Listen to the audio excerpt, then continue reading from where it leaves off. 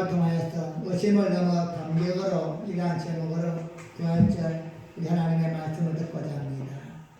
여러분, 우리에게 영광을 주신 부활의 아침입니다. 우리에게 있는 고난과 고통과 죄와 사망의 모든 굴레를 우리 주님께서 십자가에서 담당하시고 우리에게 또한 그것을 끝난 것이 아니라 소망과 꿈과 비전 주신 부활의 아침입니다. 이 아침에 혹시라도 여러분 속에 있는 자그마한 근심이나 걱정이라도 우리 하나님께 다 내어 맡기고 우리 주님이 주시는 평안과 위로 안에서 범사에 형통하고 승리하는 귀한 은혜가 있기를 예수님의 이름으로 간절히 축복합니다. 이 땅을 사는 모든 사람들은 설레이는 단어가 있습니다. 어떤 단어가 나에게는 가장 흥분될까? 학생들은 뭘까요? 방학, 졸업, 시험? 이건 아니지. 시험 하는 거 시험 들은 거예요. 응? 우리에게 모두가 다 아니면 승진, 아니면 대박, 어떤 이러한 나에게 설레이는 단어가 있습니다. 주어는 결혼, 설레일 것입니다. 그 단어만 생각해도 감격도 어지고 기쁨이 넘치고 그렇다면 우리 성도에게 가장 설레는 단어가 있다면 무엇일까요? 죽음. 죽음은 끝이 아니라 오늘 우리 주시는 바로 부활인 줄 믿습니다. 우리에게 성도에게 부활은 가장 큰 소망이요 기쁨이요 행복이기 때문입니다. 그래서 우리는 우리의 삶에서 때로는 고통스럽고 때로는 우리의 삶이 힘들지만도 견디면 이길 수 있는 유일한 힘이 있다면 부활이 있기 때문입니다. 이 땅의 죽음으로 끝이다. 이랑 하다면은 우리에게는 소망이 없습니다. 그냥 내 뜻대로 살고 그냥 마음 가는대로 살지 이렇게 참아야만 되고 인내해야만 되고 이렇게 감수할 이유가 없는 것입니다. 하지만 우리에게는 부활이 있기 때문에 그리고 부활 후에는 심판이 있고 심판 때에는 천국과 지옥으로 나누어지는 또 하나의 선택이 있기 때문에 우리는 이 땅에서 믿음으로 살 수밖에 없는 것입니다. 더더욱 우리의 삶 속에 특별히 신앙을 지키기 위해서 어렵고 힘들 때마다 정말로 모든 걸 다 이제는 그만하고 싶고 이제 내가 여기까지만 하고 싶고 포기하고 싶을 때도 부활을 생각하면 또 한 번 일어나게 되고 힘을 얻게 되는 것입니다. 그 부활은 믿는 자에게 소망이요 가장 중요한 핵심이라고 할 수 있습니다. 우리 성도에게 부활이 없다면 기쁨이 없습니다. 마음의 평안을 누릴 수가 없습니다. 내 삶의 모든 것이 다 무너지고 깨진다 할지라도 그 부활의 소망이 있기 때문에 우리는 날마다 충만할 수 있고 하나님 안에서 기뻐하며 살 수 있는 것입니다. 오늘 또 이 아침에 우리의 삶의 모든 둥기하고 있다는 어떠하든지 오늘도 변함없는 마음으로 하나님을 섬기고 또 예배하는 여러분의 모든 삶 속에는 이 부활의 소망과 부활의 기쁨이 있기에 오늘 이 아침에도 이 자리에 모이게 된 줄로 믿습니다. 일거지로 기쁨으로 찬양하고 또한 마음의 새로운 은혜와 평강을 구하는 여러분의 모든 이 예배 속에 부활의 하나님이 함께 하시사 영광으로 채워주시는 귀한 은혜가 넘쳐나기를 예수님의 이름으로 간절히 축복합니다. 우리가 부활주라면 무엇과도 흥분되어지고 감격이 되어집니다. 뭔가 나에게 좋은 일이 생길 것만 같고 나를 위하여 십자가에서 자신을 내어주신 그 주님께서 나에게 새로운 무언가를 줄 것 같은 이러한 기대와 설레임을 통해서 우리는 부활절을 또 한번 기뻐하게 됩니다. 하지만 오늘 본문에 나오는 이 한 사람의 모습은 그렇게 빛나지 않습니다. 저 부활을 맞이한 기쁨과 행복도 또한 가슴 벅찬 감격도 보이지를 않습니다. 오히려 어딘지 모를 어색함과 당혹감이 그를 감싸고 있습니다. 바로 저 베드로의 모습입니다. 저 막달라 마리아를 비롯한 많은 여인들이 무덤에 가서 예수님을 찾아봤지만 예수님의 무덤이 비어 있었습니다. 그래서 혹시라도 예수님이 살아났지 않을까 이러한 소식을 모여있는 11 제자에게 전했을 때에 그 말을 듣고 베드로는 일어나서 무덤으로 달려갑니다. 하지만 그곳에는 예수님은 보이지 아니하고 예수님을 쌌던 세마포와 두건만 남아있습니다. 베드로는 그 모습을 보면서 이상하게 생각하면서 집으로 묵묵히 돌아갑니다. 우린 여기서 한 번쯤 베드로의 모습을 생각하면서 아무리 좋게 생각을 하려고 해도 예수님이 계시지 않는 빈무덤을 보고 그냥 집으로 돌아가는 베드로의 모습을 우리 이해할 수가 없습니다. 부활의 느낌을 쳐다보기는 어렵다는 것입니다. 부활의 아침에 어울리지 않는 이러한 모습이 아닌가 생각합니다. 하지만 이 모습을 조금만 더 깊이 생각하면 오늘 우리의 모습이 아닌가 우리는 그렇게 생각할 수밖에 없습니다. 부활 앞에서도 머뭇거리는 베드로를 통해서 오늘 우리의 주시는 말씀 안에서 우리의 신앙의 자세가 어때야 할 것인가를 또 한 번 깨닫고 또 한 번 결단하고 남은 생애 동안도 부활의 신앙으로 부활의 기쁨으로 살아가는 우리 모두가 되어지기를 예수님의 이름으로 간절히 축복합니다. 먼저는 무덤으로 달려가는 베드로를 보게 됩니다. 무덤이 비어있고 천사가 나타나서 예수님이 여기 계시지 아니하고 살아나셨다는 그 말을 전해들은 여인들의 말에 제 아들은 먼저 어떤 반응을 보입니까? 누가복음 24장 11절 말씀입니다. 시작. 사도들은 저희 말이 허탄한 듯이 되어 믿지 아니하나. 아멘. 제 아들은 그의 말이 허탄한 듯이 되어 믿지 아니했다. 허탄하다는 뜻은 그 소리, 미친 소리 이라는 뜻입니다. 이것은 이성과 합리적인 판단으로 볼 때에 매우 자연스러운 현상입니다. 예수님의 제자들은 예수님의 십자가 진행을 직접 눈으로 보았습니다. 그리고 또한 예수님이 운명하셨기 때문에 장사까지도 지냈습니다. 그렇게 예수님이 죽은 지 이미 사흘이나 지나고 있습니다. 그런데 예수님이 살아났다니 이건 도저히 믿을 수가 없는 것입니다.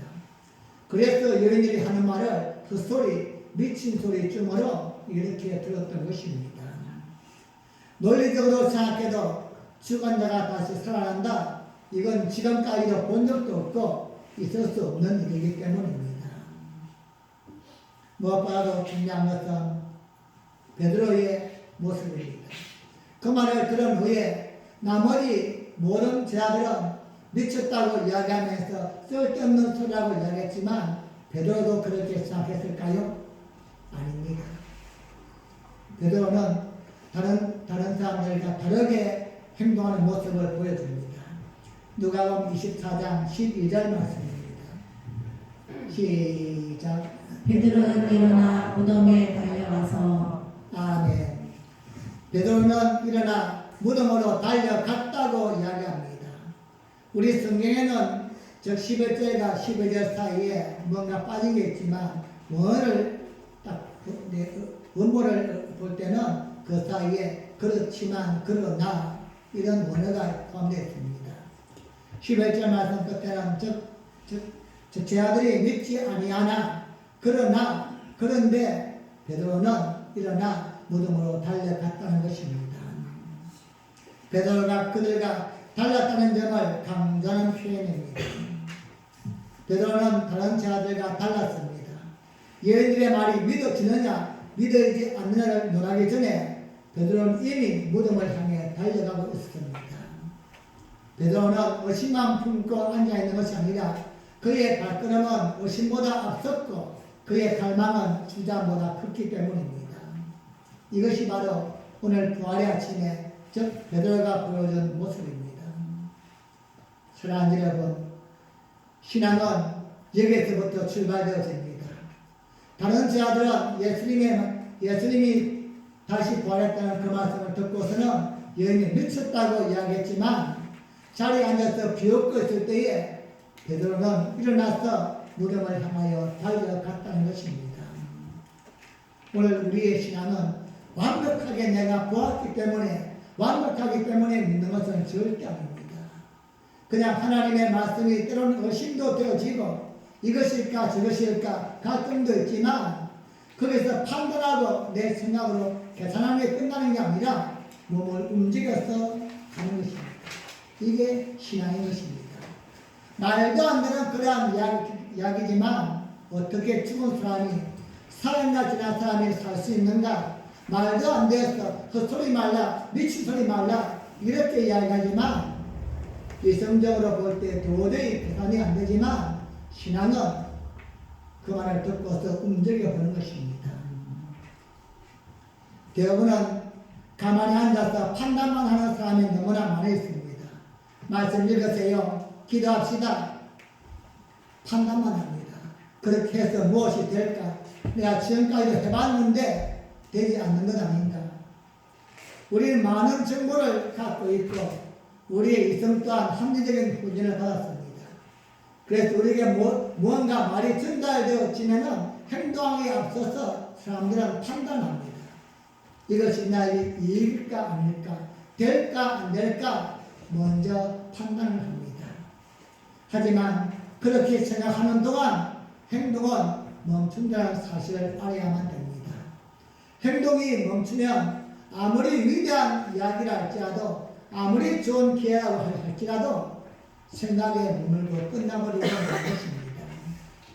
행동할 때에 그것을 통한 결과를 경험할 수 있지만 생각에서 판단하고 멈춘다고 하면 그 이상은 기대할 수가 없는 것입니다. 우리 하나님은 이스라엘 백성들에게 저 여리고성을 함당하는 방법을 하루에 한 바퀴씩 돌라고 하였습니다.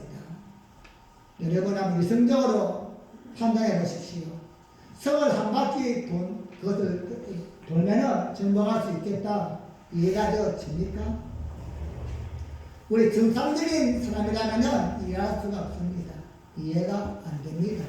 이게 상식이고 일반적인 현실입니다. 만약에 이스라엘 백성들이 모여서 회의를 했다고 한다면은 야 우리가 하루에 한 바퀴씩 도는 것 이거 타당한가 타당하지 않는가 이렇게 하루에 한 바퀴씩 돌면은 하나님은 이 성을 우리에게 정복해 주겠다고 말씀하셨는데 우리가 가야만 될 것인가 아니면 시간만 낭비인가 몸만 힘들 것인가 생각하고 판단했다면은 결론은 어떻게 나왔을까요? 그는 다 주저앉고 말았을 것입니다. 여러분 합리적인 판단을 보면 나머지들과 우리 베드로 중에 누가 옳습니까? 다른 사람들의 생각과 판단이 옳을 수밖에 없습니다.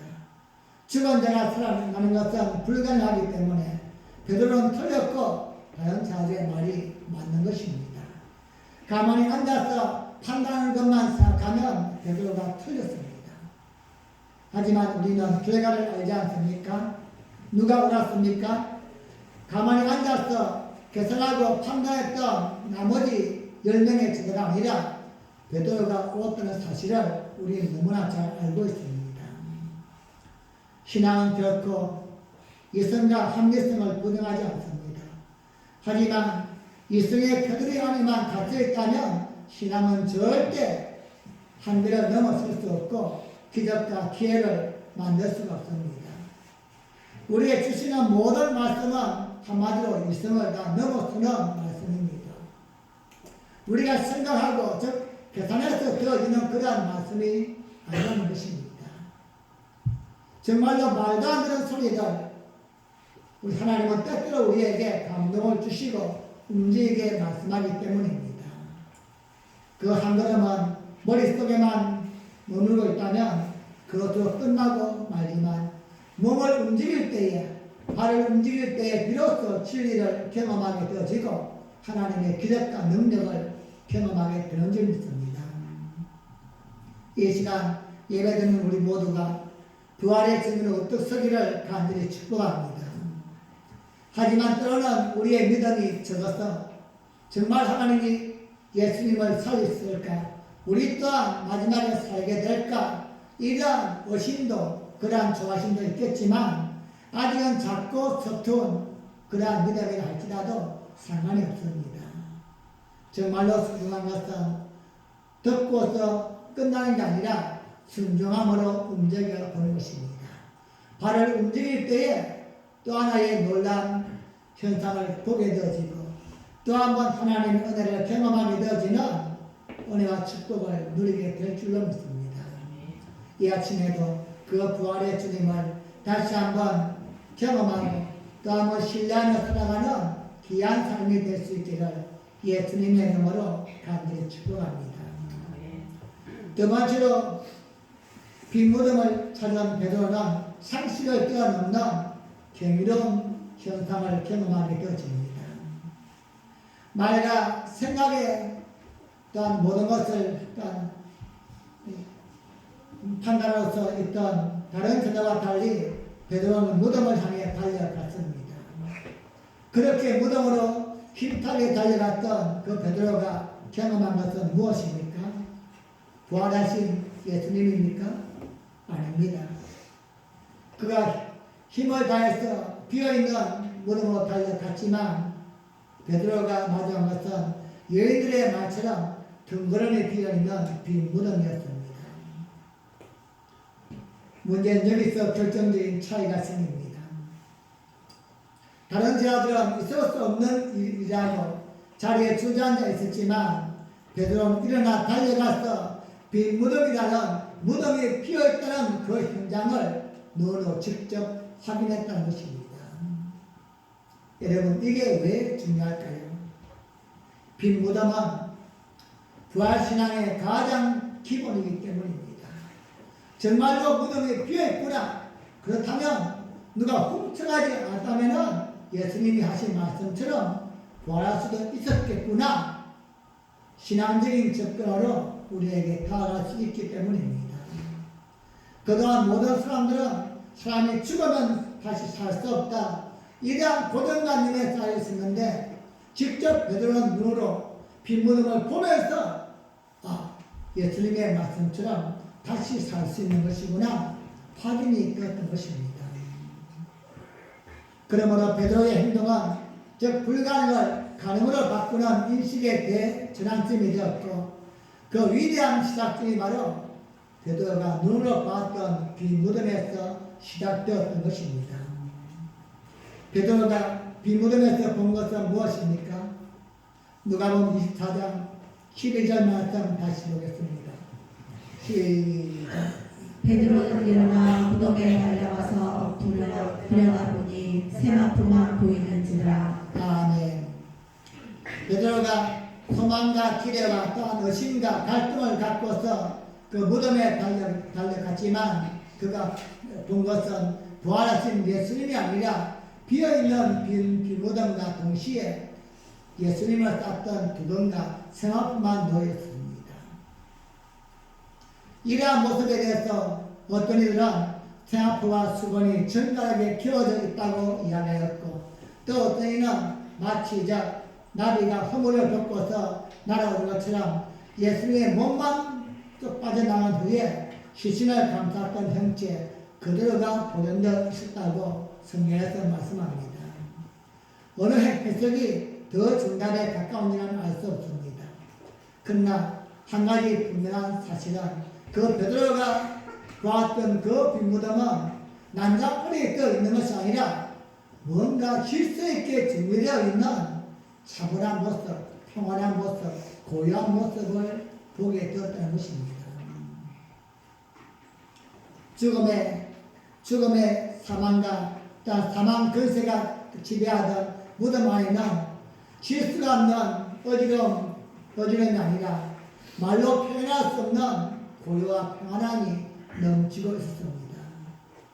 이것은 도둑놈이 시신을 훔쳐간 범죄 현장이 아니라 사망의 결박을 끊어내고 승리하신 예수님이 남기신 평온한 승리의 현장이었습니다.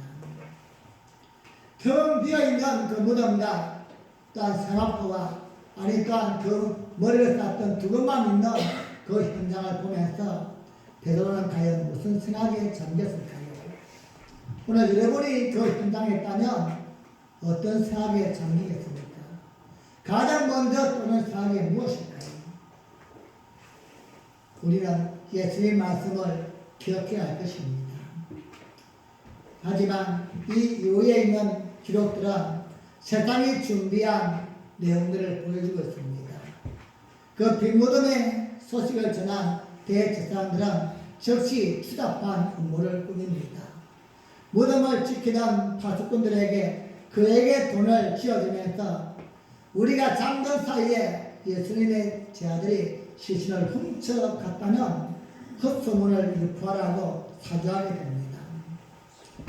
사실 이것은 가장 합리적인 해답일지 모릅니다. 누군가 시신을 훔쳤던지 아니면 은밀하게 감추었기에 무덤이 비었다는 것입니다. 이것은 세상이 넣어놓을 수 있는 가장 강력한 근거일 것입니다.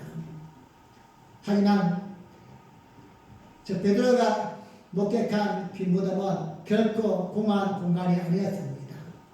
결코 난장판이 아니라 뭔가 하나님께서 일하셨던 현장을 보게 되었고 그러한 모습을 통하여서 예수님의 말씀이 그냥 해본 말씀이 아니라 하나님의 살아계심을 느끼는 이러한 삶의 현장이었습니다. 그래서 베드로는 생각하기를 이것은 인간의 손이 아니라 하나님의 새로운 역사가 시작된 현장이다. 이것을 깨닫게 되었고 비로소 베드로의 눈이 그 순간 자신의 한계를 넘어서게 되었던 것입니다. 만약에 베드로 또한 다른 사람과 함께 앉아서 탁상 공동만 하고 있다고 한다면 이 질서와 이 새로운 한계를 뛰어넘는 자신의 신앙을 깨우치지 못했을 것입니다. 하지만 그는 무덤으로 달려왔고 비어있는 현장을 보면서 이것은 난장판이 아니라 누군가 시체를 훔쳐간 그러한 장소가 아니라 하나님이 함께 하시는 질서가 잡혀있고 평안함과 고요함이 함께 있는 그 현장을 보면서 자신들의 한계를 넘어서는 하나님의 능력을 깨닫게 되었던 것입니다. 사랑하는 여러분, 지금은 부활의 아침입니다. 우리에게 비록 확실한 부활의 그러한 신념은 없다고 할지라도 우리는 또 한번 예수님의 말씀을 통하여서 우리의 모든 것을 이겨나가야만 될 것입니다. 하나님은 그 간절한 발걸음을 오늘도 기뻐하시는 줄 믿습니다. 내가 희미하지만 늦을 수는 없지만도 그러나 예수님이 말씀하셨기 때문에 그것을 확신하고서 빈무덤으로 향했던 그 베드로의 마음처럼 오늘도 우리에게 주시는 수많은 말씀을 할 수는 없지만 그럼에도 어쩔 줄 모른다. 어쩌면 그럴지도 모른다. 이러한 의심과 갈등을 품고서 현장에 나온 여러분에게 오늘 이 아침에 또 한 번 하나님이 위로하시는 은혜와 부활의 영광이 함께하는 신비한 눈이 열려지기를 예수님의 이름으로 간절히 축복합니다. 마지막 생활처럼은 그 빈무덤을 본 베드로가 집으로 돌아가는 모습입니다. 누가복음 24장 11절 말씀입니다. 시작. 베드로는 일어나 무덤에 달려가서 부풀려 들여다보니 세마포가 보이는지라 그 된 일을 기이 여기며 집으로 돌아가니라. 아멘. 우리는 이 본문을 보면서 이상한 느낌을 느낍니다. 베드로는 일어나서 무덤에 달려갔습니다. 왜일까요? 혹시나 싶었어요. 정말로 예수님이 하셨던 그 말씀대로 되었을까? 그 실제로 무덤에 가봤더니만 무덤은 비어있고 예수님을 쌌던 세마포만 보입니다. 그렇다면 어떻게 해야 됩니까? 베드로가 할 행동은 우리가 진정할 때는 할렐루야! 소리를 치면서 예수님은 정말로 살아나셨다. 그리고는 탁상 공동만 하고 있는 따지고 있는 그 나머지 10명의 제자에게 찾아가서는 막 열명을 타면서 소리쳐야만 했을 것입니다. 그런데 그렇지 않습니다. 집으로 돌아갑니다. 그냥 쓸쓸한 모습으로 집으로 돌아가는 것입니다. 우리는 아무리 좋게 생각을 하려고 해도 이게 정말로 그 베드로의 신앙인가 아니면 뭔가 이렇게 잘못됐는가 우리는 의심할 수밖에 없습니다. 베드로가 그 된 일을 기이 여기면서 집으로 돌아갔다. 놀라기는 했지만 다른 무엇을 하지 않고 그냥 돌아가는 것입니다. 여러분 뭔가 좀 1%가 좀 부족하다고 생각하지 않습니까?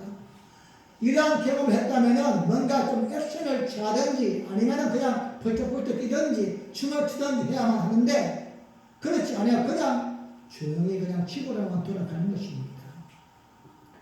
하지만 여러분, 왜 성경은 이러한 베드로의 그 현실을 사실 그대로 기억해 놓았을까요? 하나도 더 이상 꾸미지 않고서 그냥 그대로 우리에게 소개하고 있습니다. 이것은 바로 우리의 신앙과 동일하기 때문입니다. 우리 어느 날 예수님께 나와서 말씀을 듣고 감동도 받고 눈물도 흘리고 춤도 춥니다. 하지만 어떻습니까? 현장으로 나갈 때는 그냥 그 모습입니다. 원래의 모습으로서 내가 언제 은혜를 입었던가, 내가 언제 하나님을 만났던가, 그냥 경험도 없을 만큼, 기억도 없을 만큼 그냥 과거의 모습으로 돌아갈 때가 너무나 많이 있습니다. 부활의 기쁨을, 그 즐거움을 노래하면서 찬양해야 될 이 아침에도 우리는 어떻습니까? 우리는 그저 막연한 심정으로 오늘 이 자리에 나와 있지 않습니까? 우리 주님께서 나를 위하여 다시 부활하셨다. 이건 정말 어디에도 내가 이야기할 수 없는, 상상할 수 없는 기적 중에 엄청난 기적인데, 내가 또 그것을 말을 할 수 없다고 할지라도 내 마음속에는 기쁨과 은혜가 넘쳐야 하는데, 어쩌면 이것 또한 날마다 다 묻어지고서 사라져버리고서 희미하게 형체도 없는 이러한 모습은 아닌가. 빈 무덤을 기도하고 집으로 갔던 베드로의 그 발걸음 역시 우리와 크게 다르지 않습니다. 베드로는 무덤을 나오면서 확신에 찬 모습이 아니라 어쩌면 자신이 무엇을 해야만 될 것인가 갈등했는지도 모릅니다. 그의 그 뒷모습은 어쩌면 실망스러울 정도로 나약했고 우리의 기대에 한참 미치지를 못했습니다. 그렇게 보았다면, 느꼈다면 이젠 정말로 소리치면서 선포해야만 될 것인데 우리처럼 그렇게 하지를 못했습니다. 사랑하는 여러분, 우리 또한 그렇지 않습니까? 절박한 마음으로 우리 성경에 나와서 기도하고 말씀을 듣다가 은혜도 있기도 하고 눈물도 쏟기도 하지만 그 다음 순간은 어떻습니까? 내가 언제 은혜를 받았던가, 언제 눈물 흘렸던가, 우리 그날의 베드로와 조금도 다르지 않습니다. 쉽게 말씀을 드리면 바로 베드로가 우리고 우리가 바로 베드로일 수밖에 없다는 것입니다. 하지만 여러분, 그렇다면 그 이후에 즉 베드로의 삶은 실패한 삶입니까? 아닙니다. 그때 그 비어있는 그 빈무덤에서 보았던, 느꼈던 감동과 은혜는 베드로가 그 이후에 위대한 사도가 되어지는 거룩한 진통이었던 것입니다. 내가 지금까지는 3년 반 동안 내가 살아계신 예수님과 함께 이야기하면서 느꼈지만 그날 비어있는 그 무덤을 본 그 환상과 그 결실은 베드로가 죽을 때까지 자신의 마음속에 남아있는 또 하나의 신앙이 되었던 것입니다. 예수님은 성취하셨지만 말씀하신 것처럼 나를 떠나지 아니하고 나를 버리지 아니하고 영원히 함께한다는 그 약속의 말씀. 예수님은 정말로 부활하셔서 그러니까 보이지 않지만 나와 함께 동행하시며 나를 인도하시는 능력의 하나님이시다. 이 마음을 베드로는 그때부터 다시 품었던 것입니다. 그 이후에 베드로의 인생이 바뀌게 되었습니다. 그는 더 이상 비겁하게 예수님을 불리하는 자가 아니었습니다. 그런 목숨을 살기 위해서 예수님을 모른다고 거짓말했던 그런 자가 아니었습니다. 예수님을 증거하다가 십자가에 거꾸로 달려 죽기까지 예수님을 가슴에 품고 살아가는 헌신대로 충성된 대로 살았던 것입니다.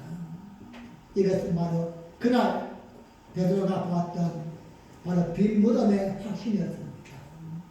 비어있는 그 무덤을 보면서 예수님은 정말로 말씀하신 대로 살아나셨고 말씀하신 대로 앞으로 우리가 함께 하실 것이다. 지금 나와 함께 하시면서 나를 통하여서 남은 이 시대에 예수님의 사역을 감당해 나가시겠고 이 확신과 이 은혜가 있다 보니 베드로의 삶은 바뀔 수밖에 없었습니다. 사랑하는 여러분, 우리 또한 마찬가지입니다. 우리가 때로는 은혜를 받고 눈물도 쏟지만 그 순간 모든 게 다 떨어지는 건 아닙니다. 하지만 우리가 잊지 말아야 할 것은 그때 그 감동과 그 눈물을 가슴에 담고 가야만 하는 겁니다. 하나님이 내가 힘들 때에 내 마음을 어루만져 줬고 내가 정말로 고통스럽고 지칠 때에 나를 위로하고 세워줬던 그 하나님은 여전히 나와 함께 하시고 내가 있다 떠날 때까지도 내 손을 붙들고 가시는 살아계신 분이시다. 이게 우리의 신앙이 성장되어져야만이 또다시 절망하지 아니하고 또다시 하나님 앞에서 굴복하지 않는 이러한 신앙으로 성장이 되어지는 것입니다.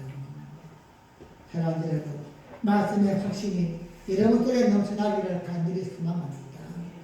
지금까지는 말씀 그냥 듣고서 흘렸지만 이제는 하나님의 말씀이 하나님 주신 그 감동의 은혜가 여러분들의 또 확신이 되어져서 믿을 수 없지만 하나님 말씀이기 때문에 달려갈 수 있는 뜨거운 은혜가 있고 또 한번 그 현장 속에서 예수님을 만남으로써 말씀이 말씀되어지는 그래서 그 감동과 확신으로 남은 생애 동안도 믿음으로 승리할 수 있는 부활의 영광을 나타낼 수 있기를 간절히 축복합니다.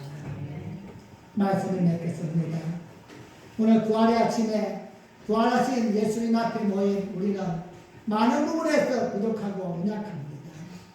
그럼에도 오늘 이 자리에 나와서 예수님의 부활을 축하하고 감사하며 소망을 품고 있다는 것, 이 작은 마음만도 하나님은 기뻐할 줄 믿습니다.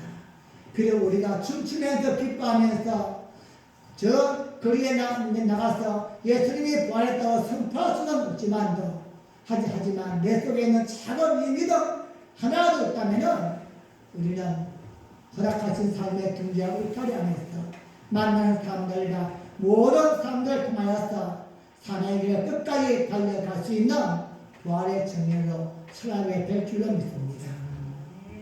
실망과 좌절에 빠졌던 저 베드로에게 빈 무덤의 역사, 즉 부활의 영광으로 감동과 확신을 주신 예수님은 오늘도 우리에게 여전히 말씀으로 확신을 준다는 사실을 다시 한번 믿으시고 매일마다 주시는 말씀에 순간순간 주시는 말씀을 가슴에 품고 어디에서 무엇을 하든지 담대하게 부활의 신앙으로 승리하는 여러분과 제가 되어지기를 예수님의 이름으로 간절히 축복합니다. 기도하시겠습니다. 우리 함께 이 시간 아침으로 다 함께 기도할 때에 하나님 아버지 오늘 부활의 아침입니다. 주님 모두가 다 아픔과 절망 속에 있을 때에 또한 판단만 할 때에 부활의 소식을 듣고서 빈무덤으로 달려갔던 그 베드로의 발걸음을 우리도 담게하여 주옵소서. 우리의 삶의 둥지와 울타리 안에서 다양한 아픔과 문제가 있을 때에 하나님 우리에게 말씀하십니다. 이렇게 하라 저렇게 하라고. 주님 그것을 나는 언제나 생각만 하고 판단만 하였지만 이제는 일어나서 달려가서 그 현장 속에서 하나님이 함께 하시는 기적을 보고 그 믿음으로 성장하는 귀한 삶을 살도록 도와주시옵소서. 우리 함께 주여 삼창하고 기도합니다.